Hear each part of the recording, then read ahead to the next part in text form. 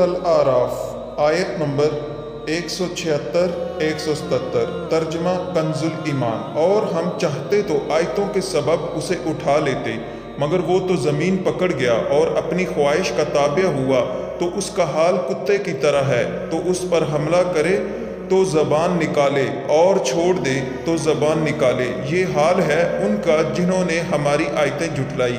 تو تم نصیحت سناؤ کہ کہیں وہ دھیان کریں۔ کیا بری کہاوت ہے ان کی جنہوں نے ہماری آیتیں جھٹلائیں اور اپنی ہی جان کا برا کرتے تھے۔ تفسیر صراط الجنان۔ اور اگر ہم چاہتے تو آیتوں کے سبب اسے بلند مرتبہ کر دیتے، یعنی اگر ہم چاہتے تو نافرمانی کرنے سے پہلے ہی اسے روک دیتے، پھر ان آیت پر عمل کی وجہ سے اسے بلند مرتبہ عطا فرما کر ابرار کی منازل میں پہنچا دیتے۔ لیکن وہ آیتیں جھٹلائیں تو تم نصیحت سناؤ کہ کہیں وہ دھیان کریں۔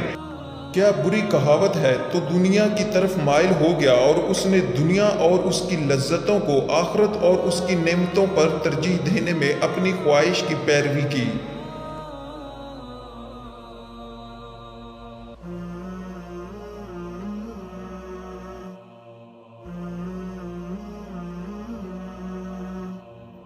لالچی اور نفسانی خواہشات کی پیروی کرنے والے علماء۔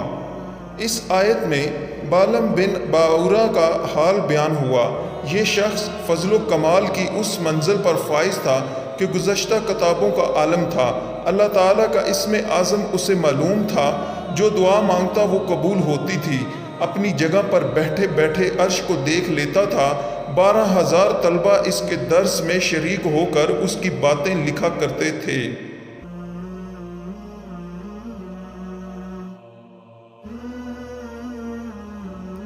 فضل و کمال کا اتنا بڑا مرتبہ پانے والا شخص جب اپنی نفسانی خواہش کی پیروی کرنے لگا، دنیا کے مال اور اس کی نعمتوں کی طرف راغب ہو گیا، آخرت اور اس کی نعمتوں کو پسے پشت ڈال دیا، تو انجام کار جو کچھ اسے عطا ہوا تھا سب چھین لیا گیا۔ اس کا ایمان برباد ہو گیا اور دنیا و آخرت میں خائف و خاسر ہوا۔ اس واقعہ میں ان علماء کے لیے بڑی نصیحت ہے کہ جو اپنے علم کے ذریعے یا اپنے علم کے باوجود اپنی نفسانی خواہشات کی پیروی کرتے اور دنیا کا مال اور اس کی نعمتیں طلب کرتے ہیں۔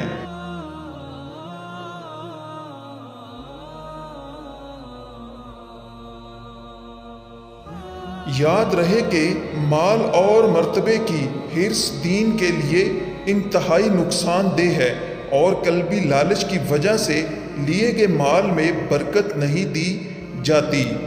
چنانچہ حضرت کعب بن مالک انصاری رضی اللہ تعالی عنہ سے روایت ہے، حضور سید المرسلین صلی اللہ تعالی علیہ وآلہ وسلم نے ارشاد فرمایا، 2 بھوکے بھیڑیے بکریوں کے ریوڑ میں چھوڑ دیے جائیں تو وہ اتنا نقصان نہیں کرتے جتنا مال اور مرتبے کی حرص کرنے والا اپنے دین کے لیے نقصان دہ ہے۔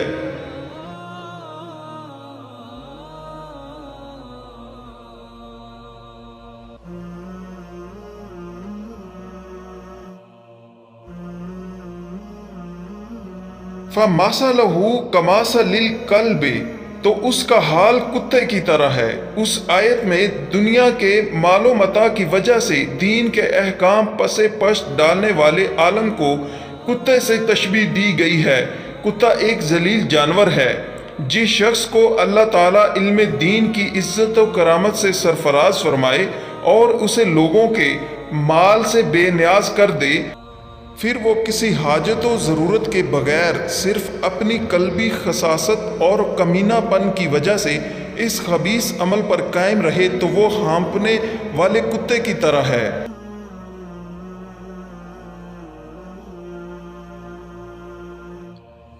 درباری علماء کے لیے عبرت۔ اس آیت میں ان درباری علماء کے لیے بڑی عبرت ہے جو منصب و مرتبے، مراعات و وظائف کے حصول کی خاطر حکام کی طبیعت کے مطابق فتوے اور ان کے موافق بیان دیتے ہیں۔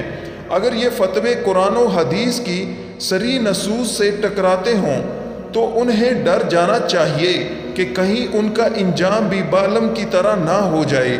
آیت سے معلوم ہوا کہ نبی کا گستاخ عالم اللہ تعالیٰ کے نزدیک کتے کی طرح ہے کہ نہ دنیا میں عزت نصیب ہو اور نہ آخرت میں، کیونکہ بالم اللہ عز و جل کا منکر نہ تھا، وہ حضرت موسیٰ علیہ السلام کا مخالف ہوا۔